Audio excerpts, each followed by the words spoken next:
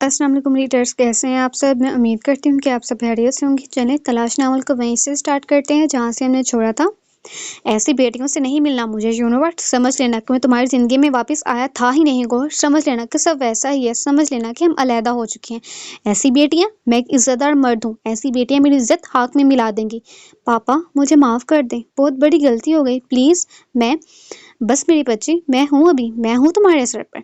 गौहर, यही वजह थी जो मैं नहीं चाहता था बेटियों का वजूद। इन्हें पलाना आसान नहीं, संभालना मुश्किल है। तुम नाकाम हो गई हो, तुम एक अच्छी माँ नहीं बन पाई।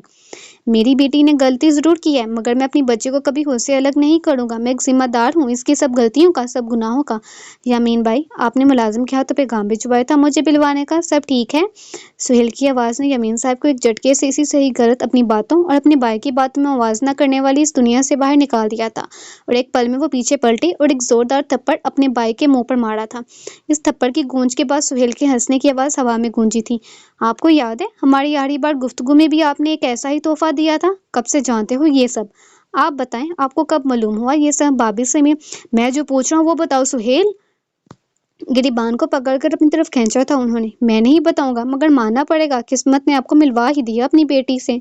और ये भी मानना पड़ेगा कि आपने इतने साल बाद भी इस बच्ची को बाजू खोलकर नहीं अपनाया जैसे कि इसकी पैदाइश पर किया था। और ये भी मानना पड़ेगा कि रवायती मर्द बनकर वही बीवी पर इल्जामात, बेटियों को गलत कहना, ऑल दैट राइट। तुम्हें कुछ नहीं मालूम, पता भी है कि किस जगह से लाया था इसे।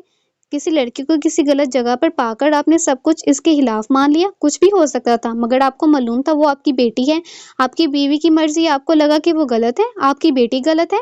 आपने इतने साल भी इस पांचवी बेटी को नहीं अपनाया ना। अगर बाप बनकर देखते तो कभी इसके किरदार पर उंगली ना उठाते। मैंने इसके किरदार पर एक बार भी उंगली नहीं उठाई। बकवास मत करो, मैंने इसे बद किरदार नहीं बोला।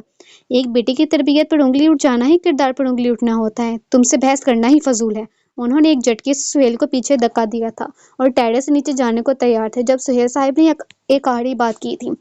एक बात, गलत बेटियों को भी मुआशरे के सामने एक ऐसे हिफाजत देता है जैसे जुनैद भाई ने अपनी बेटी को दी। इन्हें मालूम था कि आज वो बेटी का साथ छोड़ देंगे तो कल इसी खानदान में, इसी घर में हर वक्त ताने सुनेगी वो बेटी। मगर उन्होंने अपनी बेटी की गलती को भी तस्लीम किया और खुद को जिम्मेदार भी ठहराया। ये बाप होता है। आप जैसा नहीं कि इतने साल ना बेटों की हैड़ हबड़ रखी और ना कोई जिम्मेदारी। बस बेटी पैदा करते गए, दुनिया को अपनी मर्दानगी का सबूत देते रहे। और इतने साल के बाद जब बेटी सामने आई, जब बीवी से सामना हुआ, तो हर बोझ इस पर डाल दिया। आप एक मर्द तो साबित हो गए हैं, पर एक अच्छे बाप नहीं, क्योंकि आपने अपनी बेटी को, अपनी बीवी को एक गैर मर्द, एक वकील के सामने बेपर्दा किया था। और आपने ये भी कह दिया कि आपका कोई तल्लुक नहीं।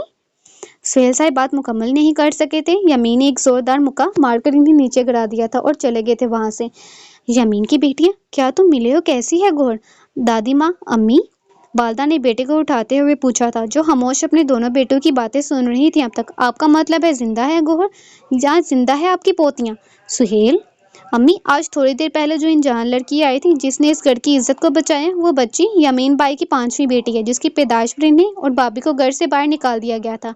सुहेल बेटा, आपकी परपोतियां दादी माँ, आप सबके दरमियान आपका खून किसी अनजान की तरह खड़ा रहा, जैसे इसका बाप खड़ा रहा खामोश।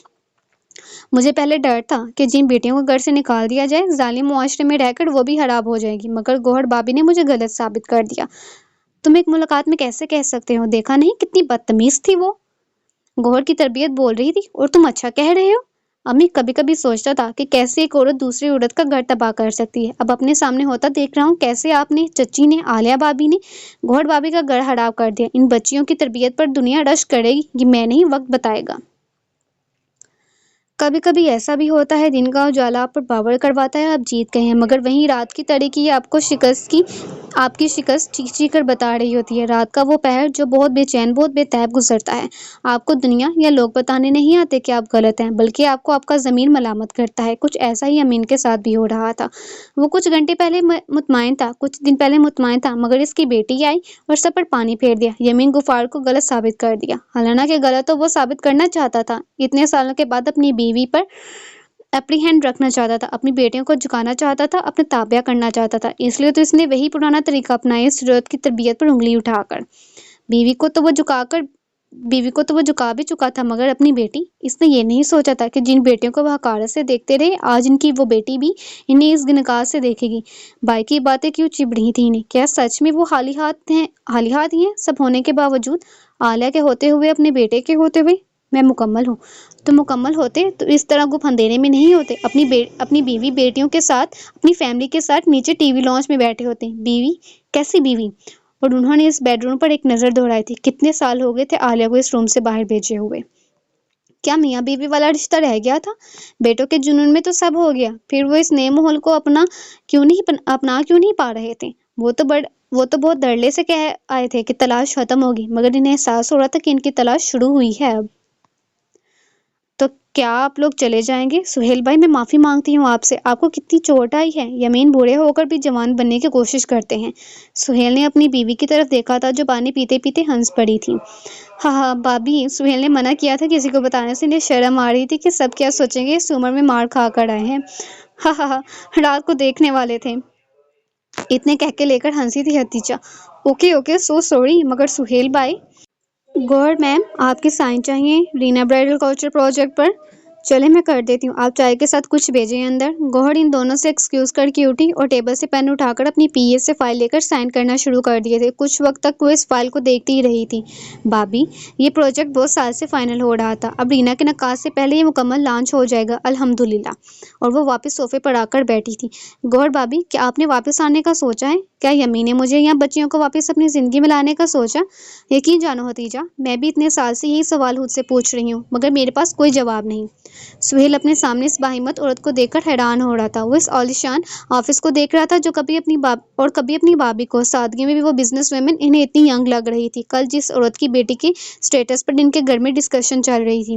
کیوں جواب نہیں ہے بھابی؟ اس پر سہیل نے پوچھا تھا۔ کیونکہ مجھ سے اس نے سوال نہیں کیا جسے کرنا چاہیے تھا سہیل بھائی۔